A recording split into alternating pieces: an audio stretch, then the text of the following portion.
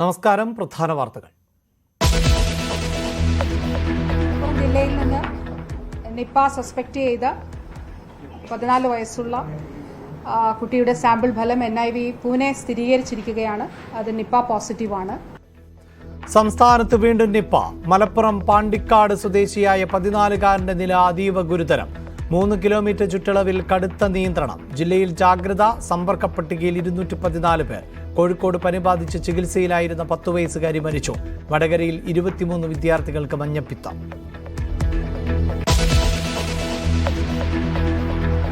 അർജുന്റെ രക്ഷാദൌത്യത്തിന് വെല്ലുവിളിയായി വീണ്ടും മഴയും മണ്ണിടിച്ചിലും. റഡാർ സിഗ്നൽ ലഭിച്ച സ്ഥലത്ത് മണ്ണ് നീക്കം ചെയ്യുന്നത് തടസ്സപ്പെട്ടു.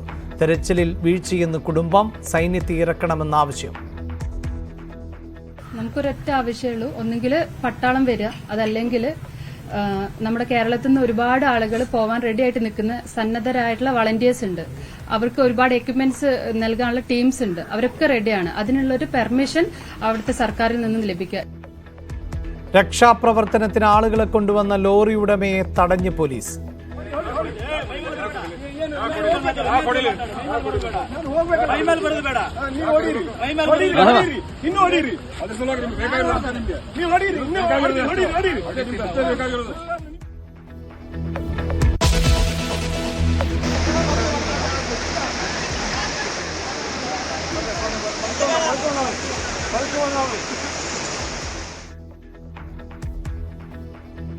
പാലക്കാട് ചിറ്റൂർ പുഴയിൽ കുടുങ്ങിയ 3 കുട്ടികളെയും അഗ്നിരക്ഷാസേനയും പോലീസും ചേർന്ന് രക്ഷപ്പെടുത്തി. പുഴയിൽ ഇറങ്ങിയത് കളിക്കുന്നതിനിടെ നഷ്ടപ്പെട്ട പന്തെടുക്കാൻ. കുട്ടികൾ കുടുങ്ങിയത് കഴിഞ്ഞ ദിവസം 4-അംഗ കുടുംബം അകപ്പെട്ട അതേ സ്ഥലത്ത്.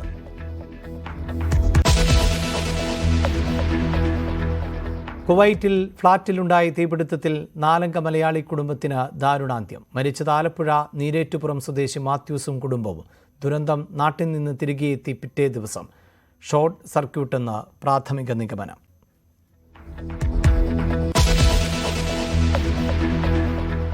വിവാദങ്ങൾക്കിടെ നീറ്റ് UG പരീക്ഷാ മാർക്ക് ലിസ്റ്റ് പ്രസിദ്ധീകരിച്ചു. മാർക്ക് ലിസ്റ്റുകൾ NTA വെബ്സൈറ്റിൽ ലഭ്യം. നടപടി സുപ്രീം കോടതി ഉത്തരവിന് പിന്നാലെ.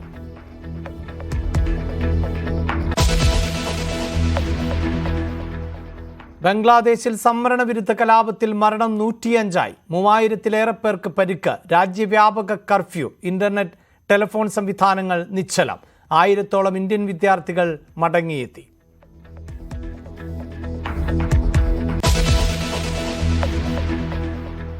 സംസ്ഥാനത്ത് വീണ്ടും നിപ്പ സ്ഥിരീകരിച്ചു. കോഴിക്കോട് സ്വകാര്യ ആശുപത്രിയിൽ ചികിത്സയിലുള്ള മലപ്പുറം പാണ്ടിക്കാട് സ്വദേശിയായ 14-കാരനാണ് നിപ്പ സ്ഥിരീകരിച്ചത്. പൂനെ ലാബിൽ നടത്തിയ പരിശോധനയിലാണ് സ്ഥിരീകരണം. കൊച്ചിയിലെ ലാബിൽ നടത്തിയ പരിശോധനയിലും നിപ്പ സ്ഥിരീകരിച്ചിരുന്നു.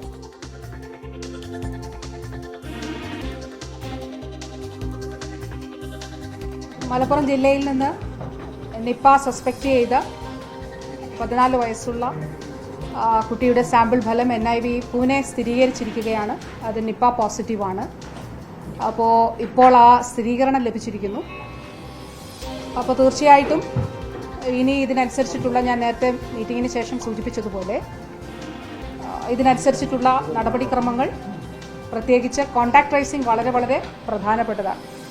ഹൈറിസ്ക് കോൺടാക്ട്സിലുള്ള അല്ലെങ്കിൽ ലോ റിസ്ക് ഈ കോൺടാക്ട്സിലുള്ള എല്ലാവരും തന്നെ നമ്മൾ കണ്ടെത്തപ്പെടുന്നുണ്ടെന്നുള്ളതും ഹൈറിസ്ക് കോൺടാക്ട്സിലുള്ളവരുടെ സാമ്പിൾ പരിശോധിക്കുന്നുണ്ട് എന്നുള്ളതും ഉറപ്പാക്കേണ്ടതായിട്ട് ഉണ്ട്.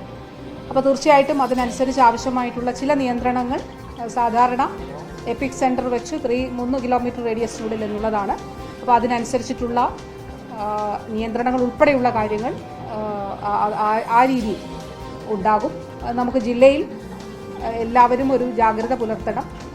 മാസ്ക് ധരിക്കണം, പുറത്തിറങ്ങുമ്പോൾ മാസ്ക് ധരിക്കണം എന്നുള്ളതും. ഹോസ്പിറ്റലുകൾ പരമാവധി സന്ദർശിക്കാതെ ഇരിക്കുക. ഹോസ്പിറ്റലിൽ രോഗമായി കിടക്കുന്ന നമ്മുടെ ബന്ധുക്കളെ, സുഹൃത്തുക്കളെയൊക്കെ സന്ദർശിക്കാൻ ഈ ഒരു സമയം അതിനുപയോഗിക്കാതെ ഇരിക്കുക. ഹോസ്പിറ്റലിൽ ആവശ്യമുള്ളവർ മാത്രം പോകുക. ഹോസ്പിറ്റലുകളിൽ ആരോഗ്യ പ്രവർത്തകർ ഇൻഫെക്ഷൻ കൺട്രോൾ പ്രോട്ടോകോൾ പാലിക്കണം എന്നുള്ളതാണ്. നിപ്പ സ്ഥിരീകരിച്ചതിനെ തുടർന്ന് മലപ്പുറത്ത് ആരോഗ്യവകുപ്പ് കൺട്രോൾ സെൽ ആരംഭിച്ചിട്ടുണ്ട്. മലപ്പുറം PWC റെസ്റ്റ് ഹൌസിൽ ആണ് 24 മണിക്കൂറും പ്രവർത്തിക്കുന്ന കൺട്രോൾ സെൽ തുറന്നത്. ആരോഗ്യവകുപ്പ് മന്ത്രി വീണ ജോർജ് ജില്ലയിൽ ക്യാമ്പ് ചെയ്ത സ്ഥിതിഗതികൾ വിലയിരുത്തുന്നുണ്ട്. പാണ്ടിക്കാട്, ആനക്കയം പഞ്ചായത്തുകളിൽ നിയന്ത്രണം ഏർപ്പെടുത്തിയെന്ന് ജില്ലാ കളക്ടറും അറിയിച്ചു. കടകൾ രാവിലെ 10 മണി മുതൽ വൈകിട്ട് 5 മണി വരെ മാത്രമേ പ്രവർത്തിക്കാവൂ. ഹോട്ടലുകൾക്കും ഇത് ബാധകമാണ്. തിയേറ്ററുകളുടെ പ്രവർത്തനത്തിനും നിയന്ത്രണമുണ്ട്. കേസ് പോസിറ്റീവാണ് എന്നുള്ളത് NIV പൂനെയും സ്ഥിരീകരിച്ചു. അപ്പോൾ ഈ സാഹചര്യത്തിൽ ഇപ്പോൾ നിലവിൽ 214ഓളം കോണ്ടാക്ട്സ് ആണ് ഐഡന്റിഫൈ ചെയ്തിട്ടുള്ളത്. അതിൽ 60ഓളം ഹൈറിസ്ക് കാറ്റഗറി കോണ്ടാക്ട്സ് ആണ് ഉള്ളത്. മഞ്ചേരി മെഡിക്കൽ കോളേജിൽ 30 റൂമുകൾ ക്രമീകരിച്ചിട്ടുണ്ട്. അതോടൊപ്പം കോഴിക്കോട് മെഡിക്കൽ കോളേജിലും ക്രമീകരിച്ചിട്ടുണ്ട്. പേഷ്യൻറ്റിനെ കോഴിക്കോട് മെഡിക്കൽ കോളേജിലേക്ക് ഷിഫ്റ്റ് ചെയ്തിരുന്നു. അപ്പോൾ ഒരു കോണ്ടാക്റ്റ് പോലും വിട്ടുപോകാതെ എല്ലാവരും ഈ മോൻ കോണ്ടാക്റ്റിൽ വന്നിട്ടുള്ള എല്ലാവരെയും കണ്ടുപിടിക്കുക എന്നുള്ളതാണ്. ഇന്നത്തെ ദിവസം നമ്മുടെ ഫീൽഡിലുള്ള ഇപ്പോൾ ഓൺലൈൻ മീറ്റിങ്ങിൽ പാണ്ടിക്കാട് നിന്നുള്ള MOയും ആനക്കായത്ത് നിന്നുള്ള MOയും അവിടെ നിന്നുള്ള ഹെൽത്ത് വർക്കേഴ്സൊക്കെ തന്നെ ഈ മീറ്റിങ്ങിൽ പങ്കെടുത്തിരുന്നു. അപ്പോൾ ഇന്ന് അവർ ഫീൽഡിൽ നടത്തിയ വിസിറ്റ്സിൻ്റെയും ശേഖരിച്ച വിവരങ്ങളുടെയും അടിസ്ഥാനത്തിലാണ് ഈ കാര്യങ്ങൾ ഇപ്പോൾ നമ്മൾ ലിസ്റ്റ് ചെയ്തിട്ടുണ്ട് ഉള്ളത്. അല്പസമയത്തിനകം റൂട്ട് മാപ്പ് കൂടി പ്രസിദ്ധീകരിക്കും. ഏതൊക്കെ സ്ഥലങ്ങളിൽ പോയിട്ടുണ്ട് എന്നുള്ളതും. 10-ാം തീയതിയാണ് രോഗലക്ഷണങ്ങൾ ഉണ്ടാകുന്നത്. 11-ാം തീയതി പനി ഉണ്ടായിരുന്നു. അപ്പോൾ ആ രീതിയിൽ ഉള്ള എവിടേക്ക് പോയിട്ടുണ്ട് എന്നുള്ളത് സംബന്ധിച്ച കാര്യങ്ങളും പ്രസിദ്ധീകരിക്കും. ഈ സ്ഥലങ്ങളിൽ ഏതെങ്കിലും ഈ സമയം കൂടി പരമാവധി എഴുതാനായിട്ട് പറഞ്ഞിട്ടുണ്ട്. ഹോസ്പിറ്റൽ വിസിറ്റ് നടത്തിയ സമയം. അതുപോലെ അവിടെ ഉണ്ടായിരുന്ന ആരെങ്കിലും ഉണ്ടെങ്കിൽ നമ്മുടെ കൺട്രോൾ റൂം ഉണ്ട്. ആ കൺട്രോൾ റൂമിന് നമ്പറുണ്ട്. ആ നമ്പറിലേക്ക് വിളിക്കാം. ഒരു തരത്തിലും ഒരു ഭയപ്പെടുകയോ ആശങ്കപ്പെടുകയോ ഒന്നും വേണ്ട. നമുക്ക് ഏതെങ്കിലും തരത്തിലുള്ള സപ്പോർട്ട് ആവശ്യമായിട്ടുള്ള ഒരു മാനസിക പിന്തുണ, ഭയമാണ്, അങ്ങനെയൊക്കെ ഉണ്ടെങ്കിൽ ദയവായിട്ട് വിളിക്കുക. നമുക്ക് ഒന്നിച്ച് ഒറ്റക്കെട്ടായിട്ട് നമുക്കിതിനെ നേരിടാം. റൈറ്റ്, അതാണ് ആരോഗ്യമന്ത്രിയുടെ പ്രതികരണം. നമ്മൾ ഒറ്റക്കെട്ടായി തന്നെ ഇത്തരം പ്രതിസന്ധികളെ അതിജീവിച്ചിട്ടുണ്ട്, അങ്ങനെ നേരിടാം എന്നാണ് ആരോഗ്യമന്ത്രി പറയുകയും ചെയ്യുന്നത്. CV അനുമോദ് വിശദാംശങ്ങളുമായി ചേരുന്നുണ്ട്. അനുമോദ്, ആ രോഗം സ്ഥിരീകരിച്ചു കഴിഞ്ഞിരിക്കുന്നു. ആ കുട്ടിയുടെ ആരോഗ്യനില വളരെ മോശമാണ് എന്നാണ് മനസ്സിലാക്കാൻ സാധിക്കുന്നത്. കഴിയുന്നത്ര മെഡിക്കൽ സപ്പോർട്ട് നൽകുന്നുമുണ്ട്. കടുത്ത നിയന്ത്രണങ്ങളിലേക്ക് കൂടി പോവുകയാണല്ലോ. എന്താണ് വിശദാംശങ്ങൾ?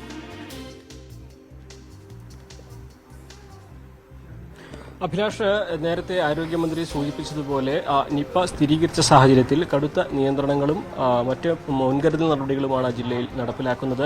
ആനക്കയം, പാണ്ടിക്കാട് 2 പഞ്ചായത്തുകളിൽ പൂർണ്ണമായിട്ടും നിയന്ത്രണങ്ങളുണ്ട്. കടകൾ 10 മണി മുതൽ 5 മണി വരെ മാത്രമേ പ്രവർത്തിക്കാൻ പാടുകയുള്ളൂ. ഈ ട്യൂഷൻ സെന്ററുകൾക്കും മദ്രസകൾക്കും നാളെ അവധി പ്രഖ്യാപിച്ചിട്ടുണ്ട്. പ്രവർത്തിക്കരുതെന്ന് നിർദ്ദേശമുണ്ട്. അതുപോലെ തന്നെ പൊതു ചടങ്ങുകളിൽ പരമാവധി ആളുകളെ കുറച്ച് മാത്രമേ പങ്കെടുപ്പിക്കാവൂ എന്ന നിർദ്ദേശമുണ്ട്. കാരണം പലതും മുൻകൂട്ടി നിശ്ചയിച്ച ചടങ്ങുകളാണെങ്കിൽ പരമാവധി ആളുകൾ കുറച്ച് ഈ സമ്പർക്കം കുറയ്ക്കാനുള്ള നടപടികൾ സ്വീകരിക്കണമെന്ന നിർദ്ദേശമാണ് അത് പ്രഖ്യാപിച്ചിട്ടുള്ളത്. അതുപോലെ തന്നെ സിനിമാ തിയേറ്ററുകൾക്ക് പ്രവർത്തിക്കാൻ അനുമതിയില്ല. ബസ്സുകൾക്കും മറ്റ് സഞ്ചാരത്തിനും ഒന്നും തടസ്സങ്ങളൊന്നുമില്ല. പക്ഷേ പരമാവധി തിരക്ക് കുറയ്ക്കുന്ന രീതിയിൽ, അതായത് വലിയ സമ്പർക്കമില്ലാത്ത രീതിയിൽ വേണം ഈ വാഹനങ്ങളൊക്കെ തന്നെ അവിടെ പ്രവർത്തിക്കേണ്ടത് എന്ന നിർദ്ദേശമാണ് വന്നിരിക്കുന്നത്. മറ്റൊരു പ്രധാനപ്പെട്ട കാര്യം, 60 പേർ ഹൈറിസ്ക് കാറ്റഗറിയിലാണ് ഈ നിരീക്ഷണത്തിലുള്ളത്. ഇതിൽ ഈ കുട്ടിയുമായി സ്കൂളിൽ വെച്ചും ട്യൂഷൻ ക്ലാസ്സിൽ വെച്ചും സ്കൂൾ ബസ്സിൽ വെച്ചുമൊക്കെ സമ്പർക്കത്തിലായ വിദ്യാർത്ഥികളുണ്ട്, കുട്ടിയുടെ ബന്ധുക്കളുണ്ട്, സുഹൃത്തുക്കളുണ്ട്. അതുപോലെ തന്നെ കുട്ടിയെ പരിചരിച്ച ശുശ്രൂഷിച്ച ഡോക്ടർമാരും നഴ്സുമാരുണ്ട്. അങ്ങനെ ഈ 60ഓളം പേർക്ക് ഹൈ റിസ്ക് കാറ്റഗറിയിലാണ് ഉൾപ്പെടുത്തിയിരിക്കുന്നത്. അവരുടെ സാമ്പിളുകളും പരിശോധനയ്ക്ക് അയക്കും. അതുപോലെ തന്നെ മഞ്ചേരി മെഡിക്കൽ കോളേജിൽ ഇതിനു വേണ്ട സൗകര്യങ്ങൾ 30 റൂമുകൾ ഇതിനോടകം തന്നെ സജ്ജീകരിച്ചിരിക്കുന്നു. ICU വാർഡ് സജ്ജീകരിച്ചിട്ടുണ്ട്. സംശയം തോന്നുന്ന ആർക്കും ഈ ഒരു ഐസൊലേഷൻ വാർഡിലേക്ക് അവരെ മാറ്റാനുള്ള നടപടികൾ സ്വീകരിക്കും. ഒരു തരത്തിലും ആശങ്കപ്പെടേണ്ട സാഹചര്യമില്ല. ഇതിനുള്ള ആൻറ്റിബോഡി നാളെ തന്നെ ജില്ലയിലെത്തും. മറ്റ് പ്രതിരോധ പ്രവർത്തനങ്ങളും ഊർജിതമാക്കി തന്നെ നടത്തുന്നുണ്ട്. റൂട്ട് മാപ്പും ഉടൻ പ്രഖ്യാപിക്കും. കുട്ടിക്ക് രോഗം എവിടെ നിന്ന് വന്നു എന്നുള്ളതാണ് ഇനി കണ്ടെത്തേണ്ടത്. അത് ജില്ലയിൽ നിന്ന് തന്നെ, ഈ ഒരു മേഖലയിൽ നിന്ന് തന്നെയാണ് എന്നുള്ള പ്രാഥമിക വിലയിരുത്തലാണ് ആരോഗ്യവകുപ്പിനും ജില്ലാ ഭരണകൂടത്തിനുമുള്ളത്. കാരണം വിരോധയാത്രയും അതിന് മുൻപുണ്ടായ സംഭവങ്ങളൊക്കെ 3 മാസങ്ങൾക്ക് മുമ്പാണ് ഉണ്ടായിരിക്കുന്നത്. അതിന് ആ ഒരു സമയത്തുണ്ടായ ഈ ഒരു അണുബാധ അല്ലെങ്കിൽ ഈ പഴങ്ങൾ കഴിച്ചാൽ അതിൽ നിന്നുണ്ടാകുന്ന ഈ ബാധ ഇത്രയും സമയത്തിന് ശേഷം അല്ല ശരീരത്തിൽ അതിൻ്റെ പ്രത്യക്ഷ ഫലത്തിലേക്ക് എത്തേണ്ടത്. അതുകൊണ്ട് തന്നെ ഈ ഒരു മാസത്തിനിടെ ആണ് ഈ സംഭവം ഉണ്ടായിരിക്കുന്നത്. അപ്പോൾ നാട്ടിൽ നിന്ന് തന്നെയാണ് ഈ ഒരു രോഗത്തിന്റെ കാരണം എന്നാണ് പ്രാഥമികമായിട്ട് കണക്കാക്കുന്നത്. അതായത് അനുമോദി രോഗത്തിന്റെ ഒരു പ്രഭവ കേന്ദ്രം ഈ പ്രദേശത്ത് തന്നെ ആകണം എന്ന ഒരു പ്രാഥമികമായ നിഗമനത്തിലേക്ക് എത്തുന്നു അല്ലേ? തീർച്ചയായും ആദ്യഘട്ടത്തിൽ അങ്ങനെ തന്നെയാണ് കരുതുന്നത്. ഈ ഒരു പ്രദേശവുമായി ബന്ധപ്പെട്ട് തന്നെയാണ് ഇത്തരത്തിലൊരു ഈ ഒരു പഴം കഴിച്ചിട്ടുള്ളത് എന്ന് തന്നെയാണ് നിഗമനം. അത് ഈ കുട്ടി കഴിഞ്ഞ് കുറേ ദിവസമായിട്ട് അബോധാവസ്ഥയിലാണ്. നമുക്കതൊന്നും അങ്ങനെ ചോദിച്ച് മനസ്സിലാക്കാൻ കഴിയുന്നൊരു സാഹചര്യമല്ല എന്ന് സാധാരണ നമുക്ക് എല്ലാവർക്കും അറിയാം. കുട്ടിയുമായി അടുത്ത സുഹൃത്തുക്കൾ, കുട്ടിയുടെ കൂടെ ഉണ്ടായിരുന്നവർ, അവരോടൊക്കെ ചോദിച്ച് മനസ്സിലാക്കിയും വേണം ഇനി ഇതിൻ്റെ കാരണങ്ങളിലേക്ക്, ഈ പ്രഭവ കേന്ദ്രത്തിലേക്ക് എത്തുവാൻ. നിലവിൽ അത് ഈ ഒരു ജില്ല തന്നെയാണ് എന്നുള്ളതാണ് പ്രാഥമികമായിട്ട് മനസ്സിലാക്കാൻ കഴിഞ്ഞിരിക്കുന്നത്. അതോടൊപ്പം തന്നെ ഈ ഒരു കുട്ടി പോയിരുന്ന മേഖലകൾ, കുട്ടിയുമായി സമ്പർക്കത്തിലായിരുന്ന ആളുകൾ, അവരുടെ സമ്പർക്കത്തിൽ വന്ന ആളുകൾ, അതോടൊപ്പം തന്നെ ഈ ലിസ്റ്റിലുള്ളതിൽ ലക്ഷണങ്ങളുള്ള ആരെങ്കിലും ഉണ്ടെങ്കിൽ, ഒരു കുട്ടിക്ക് പനി ബാധിച്ചിട്ടുണ്ട്, ആ കുട്ടിയുടെ സാമ്പിൾ ഇതിനോടകം തന്നെ പരിശോധനയ്ക്ക് അയച്ചിട്ടുണ്ട്. അതാണ് ഈ ഒരു സമ്പർക്ക പട്ടികയിൽ ഏറ്റവും പ്രധാനമായിട്ട് നമുക്ക് എടുത്തു പറയേണ്ട ഒരു കാര്യം. ആ ഒരു ഫലം നെഗറ്റീവായി വന്നു കഴിഞ്ഞാൽ പിന്നെ ഇതിന് വലിയ തോതിൽ ഒരു പടർന്നു പിടിക്കുന്ന സാഹചര്യം ഇല്ല എന്ന് ഉറപ്പാക്കാൻ കഴിയും. നിലവിലെ സാഹചര്യത്തിൽ ആശങ്കപ്പെടേണ്ട ഘട്ടമായിട്ടില്ല. പക്ഷേ ശ്രദ്ധ വേണം, നിയന്ത്രണങ്ങൾ വേണം. നിയന്ത്രണങ്ങൾ പാലിക്കാൻ എല്ലാവരും തയ്യാറാകണം. മാധ്യമപ്രവർത്തകർക്ക് വരെ അവിടേക്ക് നിരോധനമുണ്ട്. അവിടേക്ക് പോകരുത് എന്ന കർശന നിർദ്ദേശമാണ് മന്ത്രിയും കളക്ടറുമൊക്കെ നൽകിയിരിക്കുന്നത്. അത്രമാത്രം നമുക്ക് കോഴിക്കോട് ഇത് നേരിട്ട അതേ രീതിയിൽ തന്നെ അതിനേക്കാൾ മികച്ച അതാണല്ലോ അനുമോദി. ഇനിയിപ്പോൾ പ്രധാനമെന്നത് അതാണ്. ഈ രോഗിയുടെ പശ്ചാത്തലം എന്നതിനൊക്കെ അപ്പുറത്ത് ഇനി ആളുകൾ, ഈ പ്രദേശവാസികൾ എന്തെല്ലാമാണ് ശ്രദ്ധിക്കേണ്ടത്? ഒരുപക്ഷെ വരും ദിവസങ്ങളിൽ വീണ്ടും കൂടുതൽ നിർദ്ദേശങ്ങൾ വന്നേക്കാം. ഇപ്പോൾ ഈ മതപഠനശാലകൾക്ക് അടക്കം അവധി നൽകിക്കൊണ്ടുള്ള ഒരു പെട്ടെന്നുള്ള തീരുമാനം, വരും ദിവസങ്ങളിൽ കൂടുതൽ സ്കൂളുകൾ തുറക്കുന്ന സാഹചര്യം. നാളെ ഇപ്പോൾ അവധി ദിവസമായതുകൊണ്ട് അത് ശ്രദ്ധിക്കേണ്ടതില്ല. പക്ഷേ അതിനുശേഷം സ്കൂൾ തുറക്കും. ഇപ്പോൾ തന്നെ ഈ കുട്ടി വളരെ ആക്റ്റീവായ ഒരു കുട്ടിയായിരുന്നു, മിടുക്കനായ കുട്ടിയായിരുന്നു എന്നാണല്ലോ പറയുന്നത്. അപ്പോൾ ആ കുട്ടിയുമായി സമ്പർക്കത്തിൽ വന്നിട്ടുള്ളത് ആ ഒരു സ്കൂളിലെ കുട്ടികൾ മാത്രമാണോ, അല്ലെങ്കിൽ മറ്റ് വീടുകളിൽ സമ്പർക്ക പട്ടികയിലേക്ക് വരുന്ന വീടുകളിൽ നിന്നുള്ള കുട്ടികൾ മറ്റ് സ്കൂളുകളിൽ പോകുന്നുണ്ടോ? ഇങ്ങനെയൊക്കെയുള്ള നിയന്ത്രണമാണല്ലോ. എന്തൊക്കെയാണ് പ്രാഥമികമായി നമുക്ക് പ്രേക്ഷകരോട് പറയാനുള്ളത്? എന്താണ് ശ്രദ്ധിക്കണമെന്ന് ഇപ്പോൾ പറയുന്നത്?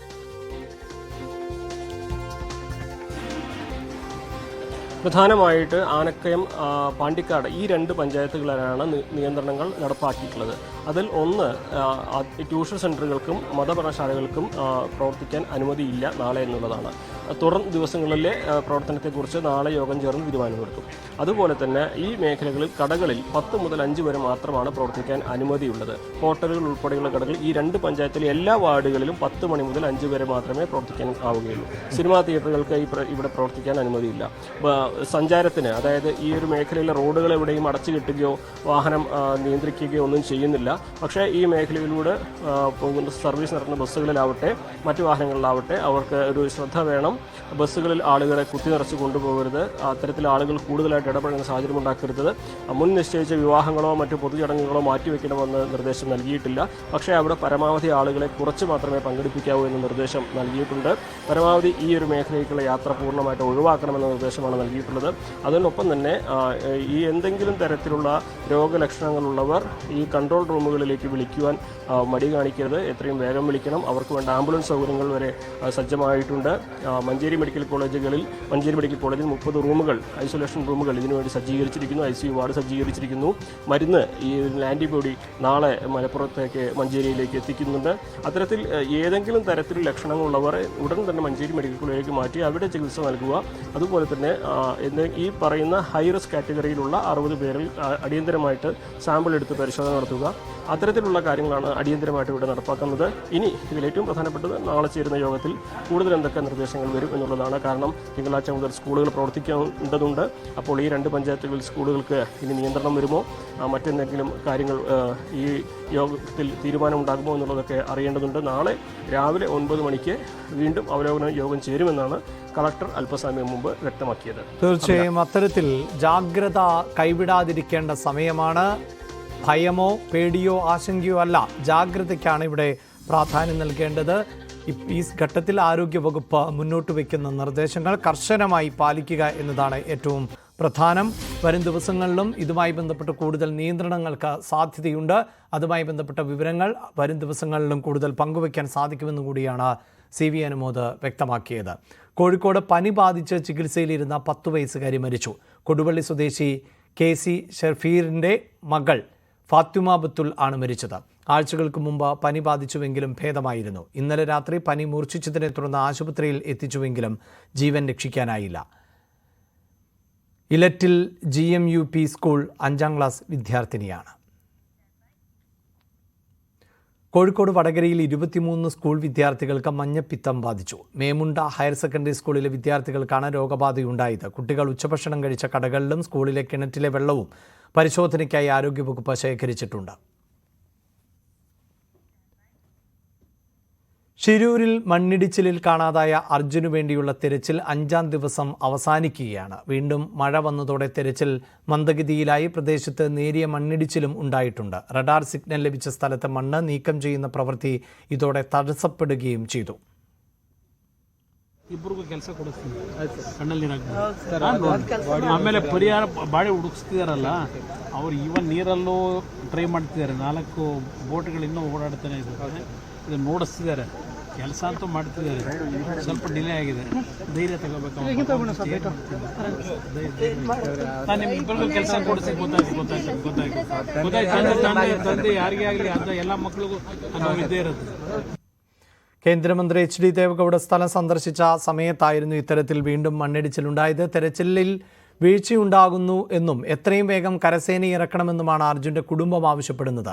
കേരളത്തിൽ നിന്ന് അവിടേക്ക് പോകാൻ തയ്യാറായി നിൽക്കുന്ന വോളണ്ടിയേഴ്സുണ്ട്. അവർക്ക് ആവശ്യമായ ഉപകരണങ്ങൾ നൽകാൻ തയ്യാറായി നിൽക്കുന്നവരുമുണ്ട്. അതിൻ്റെ സാധ്യതകളും പരിശോധിക്കണം. അർജുനെ കണ്ടെത്തുന്നതുവരെ രക്ഷാദൗത്യം നിർത്തിവെക്കരുത് എന്നും കുടുംബം ആവശ്യപ്പെട്ടു. മാനുഷിക പരിഗണന കാണിക്കണം. ഇനി ഒരാൾക്കും ഇങ്ങനെ ഉണ്ടാകരുത് എന്നും കുടുംബാംഗങ്ങൾ പറഞ്ഞു. ഈ മോനെ മാത്രം വിചാരിച്ചാണ് അവിടെ മണ്ണെടുക്കൽ തുടങ്ങിയത്. അവിടെ വാഹനങ്ങൾ വേറെ കിട്ടുന്നുണ്ട്, ബോഡികൾ കിട്ടുന്നുണ്ട്. ഒന്നും പുറലോകം അറിയുന്നില്ല. ഈ മോന്റെ വണ്ടി എത്തുമ്പോഴത്തേക്ക് എത്ര വണ്ടി കിട്ടി എന്നുള്ള കാര്യങ്ങളൊക്കെ പുറലോകം അറിയണം. എല്ലാവർക്കും നീതി കിട്ടണം. ഞങ്ങൾക്ക് ഞങ്ങളെ മോനെ എത്രയും പെട്ടെന്ന് കിട്ടണം. പിന്നെ അവിടുത്തെ സംവിധാനങ്ങളിൽ വിശ്വാസം ഞങ്ങൾക്ക് കുറഞ്ഞു. ഒന്നുകിൽ പട്ടാളത്തിന് ഇറക്കുക, അല്ലെങ്കിൽ കേരളത്തിലെ സന്നദ്ധരായ ജനങ്ങളെ വിടാൻ വേണ്ടിയിട്ട് അത് ചെയ്യാൻ വേണ്ടിയിട്ടുള്ള സമ്മതം ഒരു കൊടുക്കുക. ഇപ്പം ഞങ്ങൾക്ക് ഭയമുണ്ട് മക്കൾക്ക് എന്തെങ്കിലും ഹാനി സംഭവിക്കുമെന്നും കൂടെ. എന്താ വെച്ചാൽ മോൻ്റെ വണ്ടീൻ്റെ 2 ഓണർമാരിൽ ഒരാളെ അവിടുത്തെ SP വേദനയാക്കുന്നുണ്ട്. അപ്പോൾ ഇവിടുത്തെ മക്കൾക്കൊക്കെ ഒരു ഭയപ്പാടും കൂടെ ഉള്ളതാണ്. ഈ ഒരു ഭീകരാന്തരീക്ഷം കൂടിയാണ്. അവിടെ മറ്റ് കമ്മ്യൂണിക്കേഷനൊക്കെ ഒരു എന്താ വെച്ചാൽ ഭാഷേൻ്റെ വിഷയമുണ്ട്. മനസ്സിലെ ഈ കടലിരുമ്പ് പോലത്തെ ഈ അവസ്ഥ അതിന്റെ മുന്നിൽ പെട്ടിച്ച് അവിടെ ഈ റെസ്ക്യൂ പ്രവർത്തനത്തിന്റെ മന്ദഗതിയും കൂടെ കാണുമ്പോൾ ഇവർ സംഭവിക്കുന്ന ഒരു അവസ്ഥ ഭയങ്കരമാണ്. അതിന്റെ ഉള്ളിൽ ഓരോ ചോരയാണ് ഉള്ളിൽ കിടന്നുകഴിഞ്ഞാൽ എന്താവസ്ഥയിലാണെന്ന് അറിയാത്തത്. KV ബൈജു ആണ് വിശദാംശങ്ങളുമായി ചേരുന്നത്. ബൈജു, ഈ രാത്രി സമയത്ത് രക്ഷാദൗത്യം തുടരുന്നുണ്ടോ? എന്താണ് ഏറ്റവും പുതിയ വിവരങ്ങൾ? അഭിലാഷെ, 9 മണിവരെ തിരച്ചിൽ തുടരും എന്നാണ് നമുക്കിപ്പോൾ അറിയിപ്പ് കിട്ടിയത്. കാലാവസ്ഥ വളരെ മോശമാണ്. മഴ വൈകിട്ടോടുകൂടി ഉണ്ടായി. അതുകൊണ്ട് തന്നെ ഈ മേഖലകളിൽ മണ്ണിടിച്ചൽ ഭീഷണി നിലനിൽക്കുന്നുണ്ട്. അതുകൊണ്ട് തന്നെ 9 മണിയോടുകൂടി തിരച്ചിൽ അവസാനിപ്പിക്കാനാണ് ഇപ്പോൾ ഇത്തരത്തിലുള്ള പ്രവർത്തകരുടെ തീരുമാനം. എന്തായാലും പുലർച്ചെ രാവിലെ 6:30 വീണ്ടും പുനരാരംഭിക്കുമെന്നാണ് നമുക്ക് ലഭിക്കുന്ന വിവരം. ഇതിൽ ഏറ്റവും പ്രധാനം ഈ ലോറി കൃത്യമായി റഡാറിൽ ഉച്ചയ്ക്ക് 11:30 തന്നെ കണ്ടെത്തിയിട്ടുണ്ട്. ഇത്രയും സമയമായിട്ടും മണിക്കൂറുകൾ പിന്നിട്ടിട്ടും ഈ ലോറി കണ്ടെത്താൻ ഇതുവരെ കഴിഞ്ഞിട്ടില്ല. റഡാർ കൃത്യമായി ലോറി ഇന്ന സ്ഥലത്താണ് ഉള്ളതെന്ന കാര്യം സ്ഥിരീകരിച്ചിരുന്നു. പക്ഷേ അപ്പോഴും ലോറി കണ്ടെത്താൻ കഴിഞ്ഞിട്ടില്ല എന്നതാണ് ഏറ്റവും വേദനാജനകം. ഈ അർജുൻ ഈ ലോറിയുടെ അകത്ത് ഇത്തരത്തിൽ ജീവനോടെ ഉണ്ട് എന്ന ഒരു പ്രതീക്ഷയിലാണ് നമ്മളും ഒപ്പം അതുപോലെ തന്നെ ഇവരുടെ ബന്ധുക്കളും. കഴിഞ്ഞ 3-4 ദിവസമായി ഇവിടെ ഇത്തരത്തിൽ ബന്ധുക്കൾ ഇവിടെ ഉണ്ട്. അവർ ഈ ഓരോ സമയങ്ങളിലും ഓരോ കാര്യങ്ങൾ തിരക്കിക്കൊണ്ട് അവരും വലിയ ആശങ്കയിലാണ്. ഇനിയും ഓരോ മണിക്കൂറും വൈകുന്നത് അപകടകരമാണ്. കാരണം കാലാവസ്ഥ വളരെ മോശമായ രീതിയിലേക്കാണ് പോകുന്നത്. പ്രത്യേകിച്ച് ഉത്തര കന്നഡ, ദക്ഷിണ കന്നഡ ഭാഗങ്ങളിൽ ഇത്തരത്തിൽ വരും ദിവസങ്ങളിൽ 4 ദിവസം തുടർച്ചയായ മഴ ഉണ്ടാകാൻ സാധ്യതയുള്ള കാലാവസ്ഥ പ്രവചനം കൂടി വന്നതോടുകൂടി വലിയ ആശങ്ക ഉയർന്നിട്ടുണ്ട്. നാളെ ഒരു ദിവസമുണ്ട്. ആ നാളെ ഒരു ദിവസത്തിനുള്ളിൽ ഇത്തരത്തിൽ ഈ വാഹനം ലോറി കൃത്യമായി പുറത്തേക്ക് എടുക്കാൻ കഴിഞ്ഞില്ലെങ്കിൽ അത് വലിയ ആശങ്കയിലേക്കായിരിക്കും പോവുക. അതുകൊണ്ട് തന്നെ നാളെ വളരെ നിർണായകമാണ് നാളത്തെ ഒരു ദിവസം. മാത്രമല്ല സിദ്ധരാമയ്യ മുഖ്യമന്ത്രി, കർണാടക മുഖ്യമന്ത്രി നാളെ ഈ സ്ഥലം സന്ദർശിക്കാനും എത്തുന്നുണ്ട്. ഏതായാലും കുടുംബം ആദ്യം മുതലേ തന്നെ സൈന്യത്തെ വിളിക്കണം, സൈന്യത്തെ ഇത്തരത്തിൽ രക്ഷാപ്രവർത്തനം ഏൽപ്പിക്കണം എന്നൊരു ആവശ്യം ഉന്നയിച്ചിരുന്നു. പക്ഷേ ആ കാര്യത്തിലൊന്നും അനുകൂലമായ ഒരു സമീപനം ഇതുവരെ ഉണ്ടായിട്ടില്ല. ഇപ്പോഴും ചെറിയ തോതിലുള്ള 3-4 JCB ഉപയോഗിച്ച് മണ്ണ് മാറ്റാനുള്ള ശ്രമങ്ങളാണ് നടക്കുന്നത്. അതിനൊപ്പം തന്നെ ഈ ദേശീയപാത പൂർണ്ണമായും ഗതാഗതം തടസ്സപ്പെട്ടിട്ടുണ്ട്. അത് ദേശീയപാതയിലെ മണ്ണും നീക്കി ഇതുവഴിയുള്ള ഗതാഗതം പുനരാരംഭിക്കാനുള്ള ഒരു ശ്രമവും ഒരു ഭാഗത്ത് നടക്കുന്നുണ്ട്. എന്തായാലും പ്രഥമ പരിഗണന കൊടുക്കേണ്ടത് ഈ അർജുനെ പുറത്തേക്ക് എത്തിക്കുക എന്നത് തന്നെയാണ്. പക്ഷേ ആ കാര്യത്തിൽ ഇവർ വേണ്ടത്ര ഗൗരവത്തോടെയാണോ കൈകാര്യം ചെയ്യുന്നത് സംശയമുണർത്തുന്ന രീതിയിലാണ് ഇപ്പോൾ രക്ഷാപ്രവർത്തനം മുന്നോട്ട് പോകുന്നത്. വളരെ മന്ദഗതിയിലാണ് ഉച്ചയ്ക്ക് ശേഷം രക്ഷാപ്രവർത്തനം നടന്നത്. നമ്മൾ അവിടെ എത്തിയപ്പോൾ 11:30 എത്തിയപ്പോൾ വലിയ തോതിൽ ഉദ്യോഗസ്ഥരും സംഘവും ഒക്കെ ഉണ്ടായിരുന്നു. പക്ഷേ അത് കേന്ദ്രമന്ത്രി ഈ സ്ഥലം സന്ദർശിക്കുന്നുണ്ടായിരുന്നു. അതുകൊണ്ടാണോ ഇത്തരത്തിലുള്ള ഉദ്യോഗസ്ഥന്മാർ അവിടെ എത്തിയെന്ന് സംശയിക്കേണ്ടിരിക്കുന്നു. ആ രീതിയിലാണ് നമുക്ക് വൈകിട്ടോടുകൂടി ഈ ലോറി പുറത്തേക്ക് എത്തിക്കാൻ കഴിയുമെന്ന പ്രതീക്ഷയായിരുന്നു പങ്കുവെച്ചതെങ്കിൽ അതൊക്കെ നിരാശയാക്കുന്ന രീതിയിലാണ് ഇപ്പോൾ കാര്യങ്ങൾ പോകുന്നത്. ലോറിയുടെ ഒരു അംശം പോലും കണ്ടെത്താൻ കഴിഞ്ഞിട്ടില്ല. ലോറി എവിടെയാണെന്ന് കൃത്യമായി റഡാർ കണ്ടുപിടിച്ചിട്ടുണ്ട്. അത് 11:30 തന്നെ കണ്ടുപിടിച്ചു. മണിക്കൂറുകൾക്ക് പിന്നിട്ടിട്ടും ലോറി പുറത്തേക്ക് എടുക്കാൻ സാധിച്ചിട്ടില്ല. അർജുൻ എവിടെയാണെന്ന ചോദ്യം ഇപ്പോഴും ബാക്കി നിൽക്കുകയാണ്. അഭിലാഷ്, 9 മണിവരെ രക്ഷാദൗത്യം തുടരും എന്നാണ് ഇപ്പോൾ KV ബൈജു പറയുന്നത്. അതിനുശേഷം രാത്രി കൂടുതൽ രക്ഷാപ്രവർത്തനം ഉണ്ടാകില്ല എന്ന വിവരങ്ങൾ കൂടിയാണ് നമുക്ക് അവിടെ നിന്ന് പങ്കുവയ്ക്കാനാകുന്നത്. അതേസമയം സൈന്യത്തിൻ്റേത് ഉൾപ്പെടെയുള്ള സേവനം പ്രയോജനപ്പെടുത്തണം എന്നായിരുന്നു കുടുംബത്തിൻ്റെ ആവശ്യം. വോളണ്ടിയർമാരെ അടക്കം ഈ പ്രദേശത്ത് രക്ഷാപ്രവർത്തനത്തിൻ്റെ ഭാഗമാക്കാൻ അനുവദിക്കണം എന്നും കുടുംബം ആവശ്യപ്പെടുകയാണ്. അതിനിടെ ഈ ലോറിയുടെ ഉടമ മനാഫ് ഇത്തരത്തിൽ ഒരു സംഘവുമായി ഈ പ്രദേശത്തേക്ക് എത്തിയിരുന്നു. പക്ഷേ അവരെ പോലീസ് തടയുകയാണ് ചെയ്തത്. മനാഫിനെ പോലീസ് കയ്യേറ്റം ചെയ്തു എന്നും പരാതിയുണ്ട്. സ്വന്തം നിലയിൽ രക്ഷാപ്രവർത്തനത്തിനായി പുറത്തുനിന്നും ആളെ കൊണ്ടുവന്നത് ചോദ്യം ചെയ്തുകൊണ്ടാണ് പോലീസ് കയ്യേറ്റം ചെയ്തത് എന്നാണ് മനാഫ് ന്യൂസ് 18നോട് പറഞ്ഞത്. ഈ അപകടം നടന്ന സ്ഥലത്ത് ലോറി ഉടമ കൂടിയായ മനാഫിന് ചില ദുരനുഭവം ഉണ്ടായി. മനാഫിനെ പോലീസുകാർ മർദ്ദിക്കുന്ന ഒരു സംഭവം കൂടി ഇപ്പോൾ ഉണ്ടായിട്ടുണ്ട്. ഏതായാലും മനാഫ് തന്നെ ഈ കാര്യം വിവരിക്കും. അതിന്റെ ദൃശ്യങ്ങളും നമുക്ക് ലഭിച്ചിട്ടുണ്ട്. മനാഫിനോട് തന്നെ നമുക്ക് ഈ കാര്യങ്ങൾ ചോദിക്കാം. എന്താണ് മനാഫിക്ക് സംഭവിച്ചത്? അവിടെ എന്തായെന്ന് പറഞ്ഞു കഴിഞ്ഞാൽ നമ്മളിപ്പോൾ കേരളത്തിൽ നിന്ന് റെസ്ക്യൂ ടീം വന്ന് നമ്മൾ അവസാനത്തെ പ്രതീക്ഷ ഇപ്പോൾ ഈ റെസ്ക്യൂ ടീം ഒരു വിചാരിച്ചല്ലേ. കാരണം എന്ന് പറഞ്ഞു കഴിഞ്ഞാൽ ഒരു ശാസ്ത്രീയപരമായിട്ടല്ല ഇപ്പോൾ അവിടെ എന്താണ് നിങ്ങൾ കണ്ടതാണല്ലോ. മണ്ണ് വെറുതെ കുറെ ആൾക്കാർ എടുക്കുക, ഒരു MLA MP മിനിസ്റ്റേഴ്സ് വരുമ്പോൾ ഒരു കാട്ടിക്കൂട്ടിൽ കാട്ടുക, പിന്നെ നിർത്തി വെക്കുകയാണല്ലോ, പിന്നെ സ്ലോ ആവുകയാണല്ലോ പണികൾ. ഇതിന് എന്താ പറഞ്ഞു കഴിഞ്ഞാൽ ഒരു കറക്റ്റ് ഒരു ദിശാബോധം വരണമെന്നുണ്ടെങ്കിൽ ഇതേമാതിരത്തെ ഏതെങ്കിലും എക്സ്പേർട്സ് വരണമല്ലോ. ആ എക്സ്പേർട്സ് ആണ് നമ്മളിപ്പോൾ ട്രെയിനിന് നമ്മൾ തന്നെ പോയി അവരെ കൊണ്ടുവന്ന് ഒരു സ്വന്തം ഇതിലാണ് വരുന്നത്. ഈ എക്സ്പേർട്സ് വന്നത് ഇവരെയും കൊണ്ടിട്ട് പോകുമ്പോൾ എത്ര സ്ഥലത്ത് നിങ്ങൾ തന്നെ അവർക്ക് കാണിച്ചു കൊടുക്കുക, എത്ര സ്ഥലത്താണ് ബ്ലോക്ക് ഇടുന്നത്. ഈ ബ്ലോക്ക് ഇട്ടിട്ട് അത്രമാത്രം എന്തെങ്കിലും പ്രശ്നം ഉണ്ടോ മേലെ? ഇല്ലല്ലോ. നിങ്ങൾക്ക് അങ്ങനെ എന്താ ഫീൽ ചെയ്തിക്കണോ? ഇല്ല, ഒരു പ്രശ്നവും ഇല്ല. നമുക്ക് അവിടെ നിൽക്കാം, കാണാം, നമുക്ക് സാറ്റിസ്ഫാക്ഷൻ കിട്ടും. കാരണം പണി എടുക്കണ്ടോ ഇല്ല എന്നുള്ളത്. പണി എടുക്കണില്ല.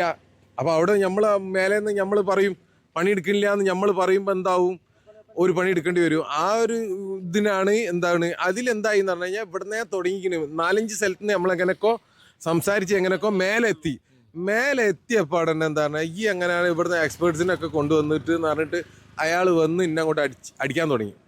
ഈ അടിൻ്റെ പകുതി അടി കഴിഞ്ഞതിന് ശേഷമാണ് എന്താവുന്നത്, ഞാൻ ബ്രദറിനോട് പറയണത് ഇത് വീഡിയോ എടുക്കുക. കാരണം 4 ആൾ അറിയണത്. കാരണം തന്നെ ഇവിടെ എന്താ നടക്കണെന്നുള്ളത്. എന്താണ് ഇവർ പറഞ്ഞത് നിങ്ങളുടെ ഈ മർദ്ദിക്കുമ്പോൾ? ഈ കൊണ്ടുവന്നത് വലിയ പ്രശ്നമാണ്, വലിയ തെറ്റാപ്പ ചെയ്തോ ഇത്. ഇവര് നമ്മള് അവിടെ നിന്ന് നിങ്ങളെ തിരിച്ചയക്കാനുണ്ടായത്. അടി കിട്ടാനുള്ളതൊക്കെ കിട്ടിയപ്പം അതിന്റെ ഇടയിൽ എന്താ പറഞ്ഞു കഴിഞ്ഞാല് അതിന് അടി കിട്ടിയതിനെക്കാട്ടി വിഷമം എന്താ പറഞ്ഞു കഴിഞ്ഞാല് ഇത്ര ഒരാള് ഒരു ഇൻവിറ്റേഷൻ ഉണ്ടായിട്ട് വരികയല്ല, സ്വന്തം ഇഷ്ടപ്രകാരം എന്താ പറയാ, ഇതൊരു മരണമുഖമാണല്ലോ. ഇതിലേക്ക് ആ റെസ്ക്യൂ ചെയ്യാൻ വേണ്ടിയിട്ട് രഞ്ജിത്ത് സാറ് വന്നിക്കുക. ഈ വന്ന് നിൽക്കുമ്പോൾ അയാളോട് പറയാണ് സർട്ടിഫിക്കറ്റ് ഒക്കെ കാണിക്കുക, എന്നിട്ട് പോവാ. നമുക്ക് ഓരോ നിമിഷവും വലുതാണ്. ഇന്ന് വെരി ഇമ്പോർട്ടൻറ്റ് ദിവസേനും. ഇന്ന് ഇത്ര നല്ല കാലാവസ്ഥ ഒക്കെ കിട്ടീന്. ഇപ്പം മഴ പെയ്താൻ തുടങ്ങിപ്പോയി. ഈ കാലാവസ്ഥയിൽ ഇപ്പം സാർ തന്നെ ഇപ്പം എന്തിനാ ഇപ്പം നനയുന്നത്? നമ്മൾ അർജുനന് വേണ്ടിയിട്ടല്ലേ അല്ലേ നമ്മളെല്ലാവരും ഇപ്പം ഈ ഇത്ര ദുർഘടമായ സ്ഥലത്ത് നിൽക്കുന്നത് അതായിരിക്കുമല്ലോ ഈ സാറ് വന്ന് അവിടെ ചോദിക്കുകയാണ് ഈ സർട്ടിഫിക്കറ്റ് എവിടെയെന്ന്. എന്തായാലും വലിയ നിർണായക മണിക്കൂറുകളിലൂടെയാണ് ഇപ്പോൾ കടന്നു പോകുന്നത് അർജുനെ കണ്ടെത്താനായി. അതിനിടയിലാണ് ഇത്തരത്തിൽ ഈ സ്വന്തം നിലയിൽ തന്നെ ഈ രക്ഷാപ്രവർത്തനത്തിൽ എത്തിയവരെ പോലും മർദ്ദിക്കുന്ന ഒരു സാഹചര്യം ഉണ്ടായിരുന്നാലും പോലീസ് തലത്തിലാണ് ഇത്തരത്തിൽ മർദ്ദനമുണ്ടായിരിക്കുന്നത്. KB Baiju, news 18. ഇടവേള. പാലക്കാട് ചിറ്റൂർ പുഴയിൽ കുടുങ്ങിയ 3 കുട്ടികളെയും രക്ഷപ്പെടുത്തി. ചിറ്റൂരിൽ അഗ്നിരക്ഷാ സേനാംഗങ്ങൾ എത്തി കുട്ടികളെ കരയ്ക്ക് എത്തിക്കുകയായിരുന്നു. കഴിഞ്ഞ ദിവസം 4 കുടുംബം അപകടത്തിൽപ്പെട്ട സ്ഥലത്താണ് ഇന്ന് കുട്ടികളും കുടുങ്ങിയത്.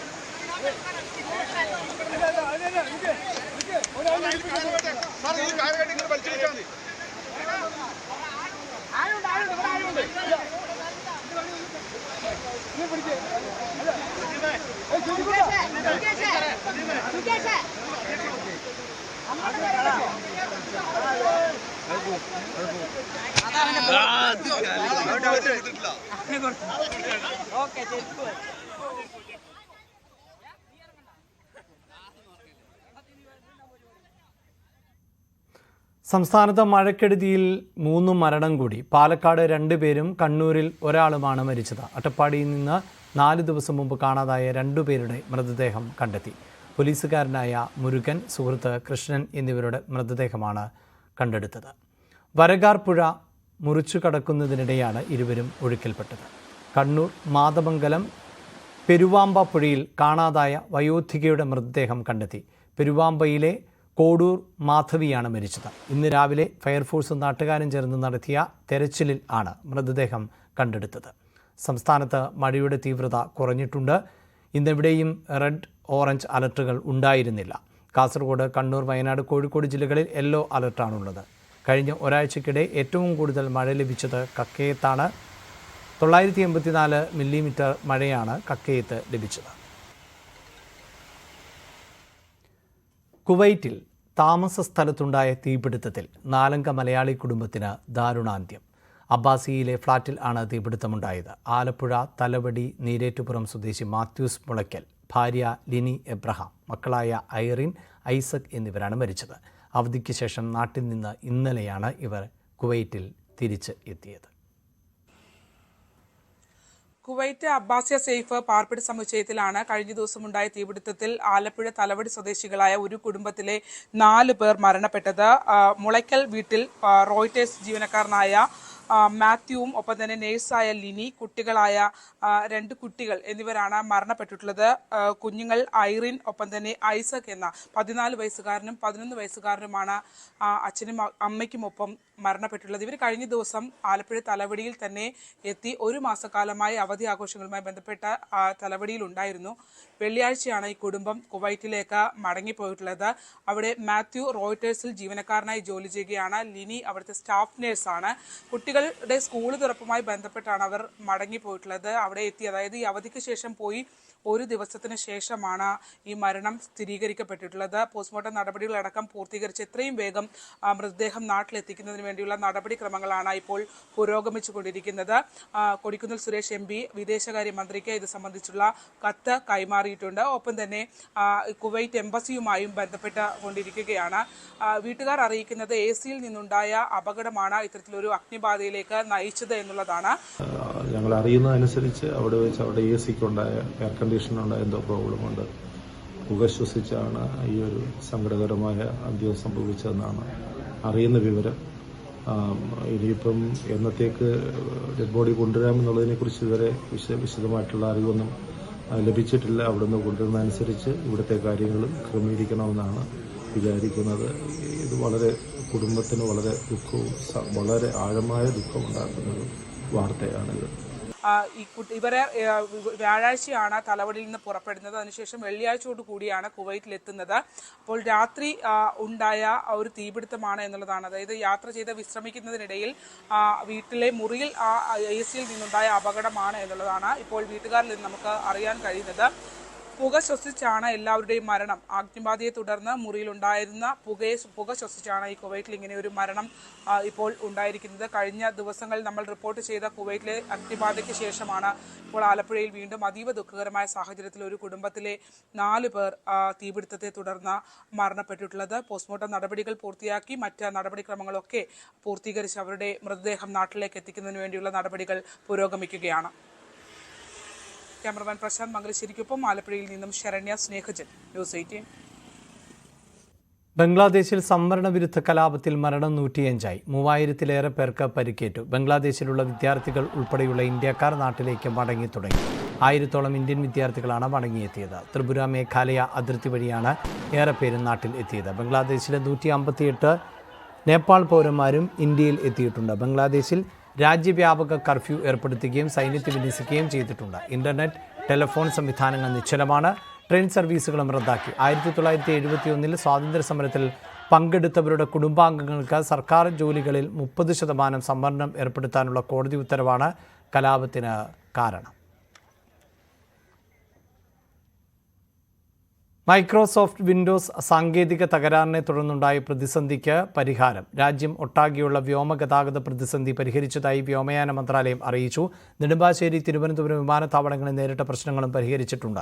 നെടുമ്പാശ്ശേരിയിൽ നിന്ന് 9 വിമാനങ്ങളും തിരുവനന്തപുരത്ത് നിന്ന് 2 വിമാനങ്ങളും നേരത്തെ റദ്ദാക്കിയിരുന്നു. നീറ്റ് UG പരീക്ഷ എഴുതിയ വിദ്യാർത്ഥികളുടെ മാർക്ക് ലിസ്റ്റുകൾ പ്രസിദ്ധീകരിച്ചു. നഗരം, പരീക്ഷാ കേന്ദ്രങ്ങൾ എന്നിവ തിരിച്ചുള്ള മാർക്ക് ലിസ്റ്റുകളാണ് പ്രസിദ്ധീകരിച്ചത്. പരീക്ഷാ പേപ്പർ ചോർന്നതിൻ്റെ വ്യാപ്തി അറിയാൻ ഈ രീതിയിൽ മാർക്ക് ലിസ്റ്റ് പ്രസിദ്ധീകരിക്കാൻ നാഷണൽ ടെസ്റ്റിംഗ് ഏജൻസിയോട് സുപ്രീം കോടതി ആവശ്യപ്പെട്ടിരുന്നു. മാർക്ക് ലിസ്റ്റുകൾ NTA വെബ്സൈറ്റിൽ ലഭ്യമാണ്. മോഡലിംഗിൻ്റെ മറവിൽ പീഡനം. മോഡലിംഗ് രംഗത്തെ ദുരനുഭവം വെളിപ്പെടുത്തി കാസർഗോഡ് സ്വദേശിനിയായ പെൺകുട്ടി. കൊച്ചിയിലെ പ്രമുഖ മോഡലിംഗ് കമ്പനിയായ തജാസ് കമ്പനിക്കെതിരെയാണ് ഗുരുതരമായ ആരോപണം. തജാസിൻ്റെ CEO ബിലാലിൽ നിന്ന് ദുരനുഭവം നേരിട്ടതായും മോഡൽ വെളിപ്പെടുത്തി. ഫോട്ടോഷൂട്ടിൻ്റെ പേര് ശരീരത്ത് മോശമായി സ്പർശിക്കുന്നതായി പരാതി ഉയർന്നു. അശ്ലീല ഫോട്ടോകളും ഇതിൻ്റെ മറവിൽ പകർത്തുന്നുവെന്നും പെൺകുട്ടി ന്യൂസ് 18 പറഞ്ഞു. തജാസ് മോഡലിംഗ് കമ്പനിയിലെ ഒരു മോഡലായിരുന്നു ഞാൻ. അപ്പോൾ തജാസിൻ്റെ CEO ബിലാൽ, അദ്ദേഹത്തിൻ്റെ ശരിക്കുമുള്ള പേര് ഷഹീൻ ഷാ എന്നാണ്. ഫോട്ടോഷൂട്ട് എന്നൊക്കെ പേര് പറഞ്ഞിട്ട് എന്നെ യൂസ് ചെയ്യുകയാണ് ഉണ്ടായത്. ഞാനൊരു മൈനറാണ്. അപ്പോൾ ഫോട്ടോഷൂട്ട് എടുക്കണം അങ്ങനെ ഇങ്ങനെ എന്നൊക്കെ പറഞ്ഞ് നമ്മുടെ ദേഹത്ത് തൊടുകയും അശ്ലീലമായി ഫോട്ടോ എടുക്കുകയും അതിനൊക്കെ ശ്രമിക്കുകയാണ് ബിലാൽ ചെയ്യുന്നത്. ഇതെൻ്റെ മാത്രം എക്സ്പീരിയൻസ് ആണെന്നാണ് ഞാൻ ആദ്യം വിചാരിച്ചത്. വീട്ടിൽ ഇതിനെപ്പറ്റി ഞാൻ പറഞ്ഞില്ല. കാരണം മോഡലിംഗ് എന്നുള്ളത് എൻ്റെ വലിയൊരു ആഗ്രഹമാണ്. മോഡലിംഗ്, ഫിലിം ഫീൽഡൊക്കെ ആയിരുന്നു എൻ്റെ ആഗ്രഹം. അപ്പം ഇതിനെപ്പറ്റി വീട്ടിൽ പറഞ്ഞാൽ മോഡലിങ്ങിൽ ഇനി എന്നെ വിടില്ല എന്ന് വെച്ച് വീട്ടിലും എനിക്ക് പറയാൻ പറ്റിയില്ല. ഷിരൂരിൽ മണ്ണിടിച്ചിലിൽ കാണാതായ അർജുനു വേണ്ടിയുള്ള ഇന്നത്തെ തെരച്ചിൽ നിർത്തിവെച്ചു. മോശം കാലാവസ്ഥയെ തുടർന്നാണ് രക്ഷാദൗത്യം ഇന്നത്തേക്ക് അവസാനിപ്പിച്ചത്. നാളെ രാവിലെ 6:30 രക്ഷാപ്രവർത്തനം പുനരാരംഭിക്കും. KV ബൈജുവാണ് ചേരുന്നത്. ബൈജു, രാത്രിയും രക്ഷാപ്രവർത്തനം തുടരണം എന്ന് കുടുംബം ആവശ്യപ്പെട്ടിരുന്നു. അതിന് പറ്റിയ കാലാവസ്ഥയല്ല ഉള്ളത് എന്നാണ് മനസ്സിലാക്കുന്നത്. എന്താണ് വിവരങ്ങൾ? തീർച്ചയായും അഭിലാഷ്, ഇപ്പോൾ നല്ല ശക്തമായ മഴയാണ് ഈ പ്രദേശത്താകെ ഇപ്പോൾ പെയ്തുകൊണ്ടിരിക്കുന്നത്. അതുകൊണ്ട് തന്നെ മോശം കാലാവസ്ഥ എന്ന് പറയേണ്ടി വരും. അതുകൊണ്ട് തന്നെയാണ് ഇപ്പോൾ തിരച്ചിൽ നിർത്തിവെച്ചിരിക്കുന്നത്. 9 മണി വരെയെങ്കിലും തിരച്ചിൽ ഉണ്ടാകുമെന്നായിരുന്നു നേരത്തെ നമുക്ക് ലഭിച്ച വിവരമെങ്കിൽ ഇപ്പോൾ പൂർണ്ണമായും തിരച്ചിൽ നിർത്തിവെച്ചിരിക്കുന്നു. ഈ ഭാഗങ്ങളിൽ നിന്ന് മുഴുവൻ ആളുകളും താഴേക്ക് ഇറങ്ങിയിരിക്കുന്നു എന്ന വിവരമാണ് നമുക്കിപ്പോൾ ലഭ്യമാകുന്നത്. എന്നാലും രാവിലെ 6:30 ഇനി പുനരാരംഭിക്കും തിരച്ചിൽ എന്നാണ് ഇപ്പോൾ ലഭിക്കുന്ന വിവരം. ഇന്നും സമാന അവസ്ഥയായിരുന്നു. 6:30 തിരച്ചിൽ ആരംഭിച്ചത്. എന്തായാലും രാത്രി മുഴുവൻ ഇത്തരത്തിൽ തിരച്ചിൽ നടത്തണമെന്നൊരു ആവശ്യമാണ് കുടുംബം മുന്നോട്ട് വെച്ചത്. പക്ഷേ പ്രതികൂലമായ കാലാവസ്ഥ, ഇത്തരത്തിൽ ശക്തമായ മഴ പെയ്യുന്നു, മണ്ണിടിച്ചിലിന് സാധ്യതയുണ്ട്. നേരത്തെ തന്നെ ചിലയിടങ്ങളിലൊക്കെ മണ്ണിടിച്ചിൽ ഉണ്ടായിരുന്നു. നമ്മൾ നിൽക്കുന്ന പ്രദേശത്ത് പോലും മണ്ണിടിച്ചിൽ ഉണ്ടാകുന്ന ഒരു സാഹചര്യം ഉണ്ടായിരുന്നു. അതുകൊണ്ട് തന്നെ ഇപ്പോൾ തിരച്ചിൽ നിർത്തിവെച്ചിരിക്കുന്നു. അഭിലാഷ്, റൈറ്റ്. നേരത്തെ ലഭിച്ച വിവരമനുസരിച്ച് 9 മണി വരെ തെരച്ചിൽ തുടരുമെന്നാണ്. പക്ഷേ 9 മണിയായിട്ടില്ല. ഏതാനും മിനിറ്റുകൾ മാത്രമാണ് ഇനി ബാക്കിയുള്ളത് എങ്കിൽ പോലും ഒരു രക്ഷാപ്രവർത്തനത്തിന് ആ മിനിറ്റുകൾ പോലും വളരെ പ്രധാനപ്പെട്ടതാണ്. പക്ഷേ അവിടെ കനത്ത മഴയാണ് പെയ്യുന്നത്. കൂടുതൽ മണ്ണിടിച്ചിലിനുള്ള സാധ്യതയുണ്ട്. രക്ഷാപ്രവർത്തകർ അടക്കം അപകടത്തിൽപ്പെട്ടാക്കാവുന്ന പശ്ചാത്തലം കൂടിയാണ്. ആ ഒരു സാഹചര്യത്തിലാണ് ഇപ്പോൾ രക്ഷാപ്രവർത്തനം നിർത്തിവെച്ചത്. നാളെ രാവിലെ 6:30 രക്ഷാപ്രവർത്തനം പുനരാരംഭിക്കും. ഇടവേള. CPIഎമ്മിൻ്റെ അടിത്തറയിൽ ചോർച്ചയുണ്ടായി എന്ന എം വി ഗോവിന്ദൻ. അത് BJPക്ക് അനുകൂലമായി മാറി. ഇത് വളരെ ഗൗരവമുള്ള പ്രശ്നമാണ് എന്നും എം വി ഗോവിന്ദൻ പറഞ്ഞു. പക്ഷേ ഇടതുപക്ഷ ജനാധിപത്യ മുന്നണിയുടെ വോട്ട് കഴിഞ്ഞ പ്രാവശ്യത്തെ വോട്ട് മാത്രമല്ല, ഇപ്രാവശ്യത്തെ വോട്ട് നമുക്ക് കിട്ടേണ്ടിയിരുന്നത് കിട്ടിയില്ല. കഴിഞ്ഞ പ്രാവശ്യത്തെ കിട്ടി, അധികം കിട്ടി. ഇത് നമ്മൾ ഗൗരവപൂർവ്വം കാണണം എന്ന് തന്നെയാണ്. ലോക്സഭാ തെരഞ്ഞെടുപ്പിൽ തൃശൂരിലെ BJPയുടെ ജയം പൂർണ്ണമായ ചതിയെന്ന് CPIM സംസ്ഥാന സെക്രട്ടറി ആരോപിച്ചു. കോൺഗ്രസ് ചെലവിലാണ് BJP അക്കൗണ്ട് തുറന്നത്. നേമത്ത് നടന്നത് തന്നെയാണ് തൃശൂരിലും ഉണ്ടായത്.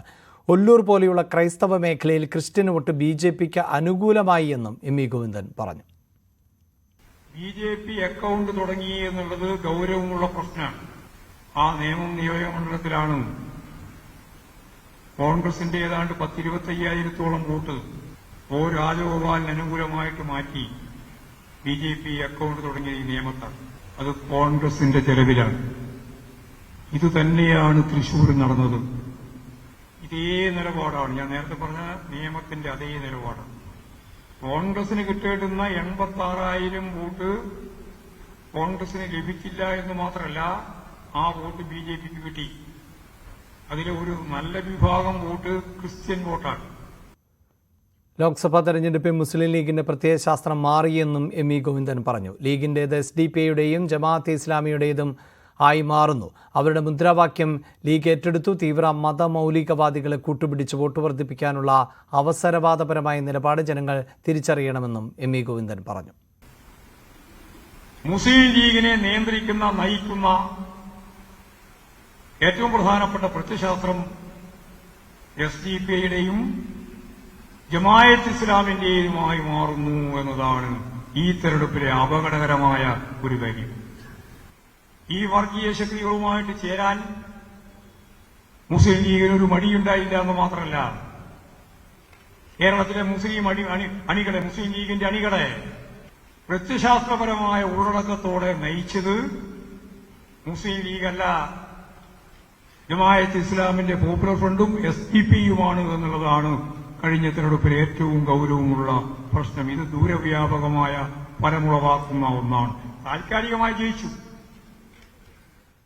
SNDPക്കെതിരെയും എം വി ഗോവിന്ദൻ രംഗത്ത് വന്നു. BDJS BJPയിലേക്കുള്ള റിക്രൂട്ട്മെന്റ് ഏജൻസിയായി പ്രവർത്തിക്കുകയാണ്. SNDP നേതൃത്വം പ്രോത്സാഹിപ്പിച്ചു.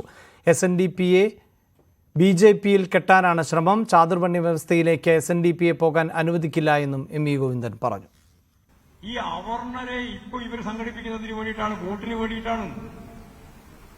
ചാതുർവർണ്ണ വ്യവസ്ഥയിൽ വരില്ല. ചാതുർവർണ്ണ വ്യവസ്ഥ വേണം ഭരണഘടനയിൽ എന്ന് പറയുന്നവരായി ഇവര്. നല്ല ആശയ സമരത്തിലൂടെ ഈ അവർണ ജനവിഭാഗങ്ങളെ സവർണന്റെ കീഴിൽ അണിനിരത്താനുള്ള നല്ല ശ്രമങ്ങളെ പ്രതിരോധിക്കുക തന്നെ വേണം. SNDPയുടെ ഈ തെറ്റായ രീതിയെ ദാർശനികമായ ശ്രീനാരായണ ഗുരുവിന്റെ ദർശനത്തിൽ നിന്ന് അകന്നു നിൽക്കുന്ന ഈ പ്രവണതയെ ശക്തിയായിട്ട് വിമർശിച്ചുകൊണ്ടല്ലാതെ നമുക്ക് മുന്നോട്ടേക്ക് പോകാൻ സാധിക്കില്ല. തൃശൂർ മേയർ MK വർഗീസിനെതിരെ പൊട്ടിത്തെറിച്ച ഡെപ്യൂട്ടി മേയർ. ഭരണകാര്യങ്ങളിൽ തീരുമാനമെടുക്കുന്നത് താൻ അറിയാതെയെന്ന് ML റോസി ആരോപിച്ചു. നയപരമായ തീരുമാനങ്ങൾ സംബന്ധിച്ച് തനിക്ക് ഒരു അറിവുമില്ല. മേയർ നടത്തിയ വിദേശയാത്രയെക്കുറിച്ച് തന്നെ അറിയിച്ചില്ല എന്നും റോസി വിമർശിക്കുന്നുണ്ട്. വിവാദങ്ങൾക്കിടെ ചേർന്ന കൗൺസിൽ യോഗത്തിലായിരുന്നു വിമർശനം.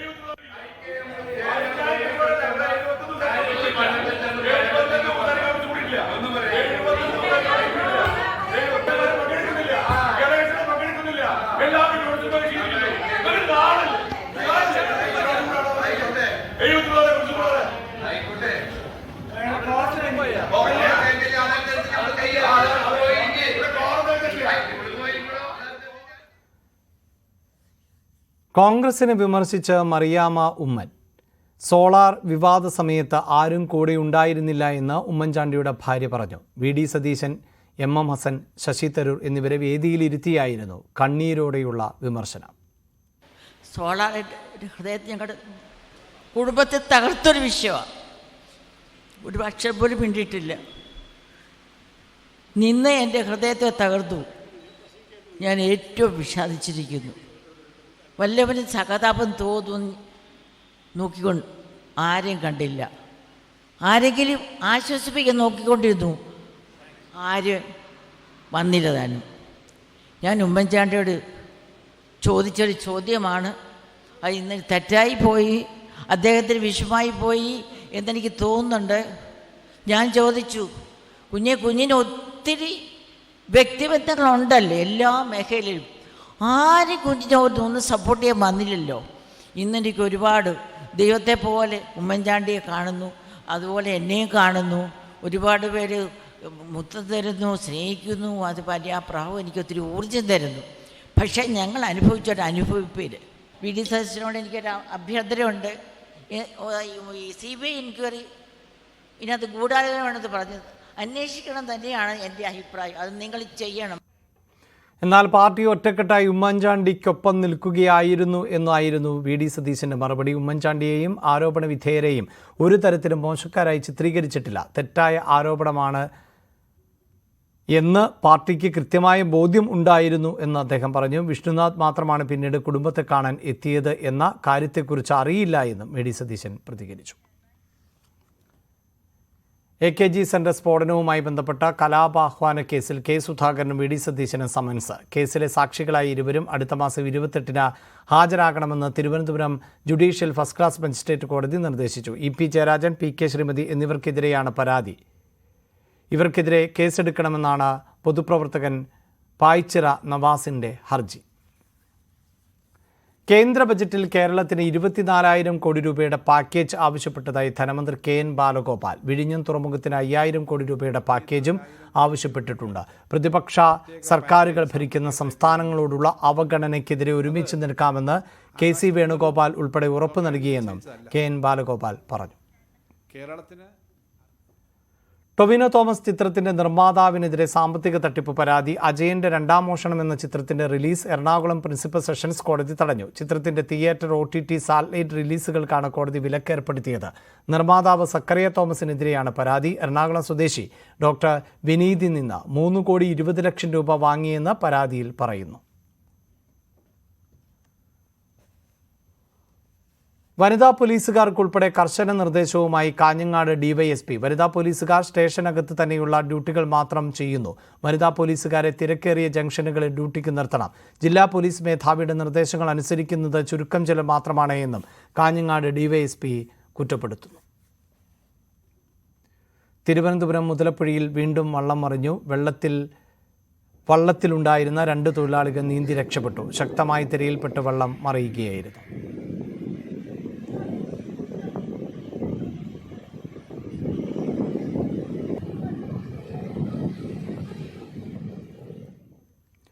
എറണാകുളം അരൂർ എരമല്ലൂർ ദേശീയപാതയിൽ വാഹനാപകടം. ഗ്യാസ് സിലിണ്ടറുമായി പോയ ഓട്ടോറിക്ഷയും KSRTC സ്വിഫ്റ്റ് ബസും ആണ് അപകടത്തിൽപ്പെട്ടത്. ഓട്ടോ ഡ്രൈവർക്ക് സാരമായി പരിക്കേറ്റു. KSRTC സ്വിഫ്റ്റ് ബസ് ഗുഡ്സ് ഓട്ടോയിൽ ആണ് ഇടിച്ചത്.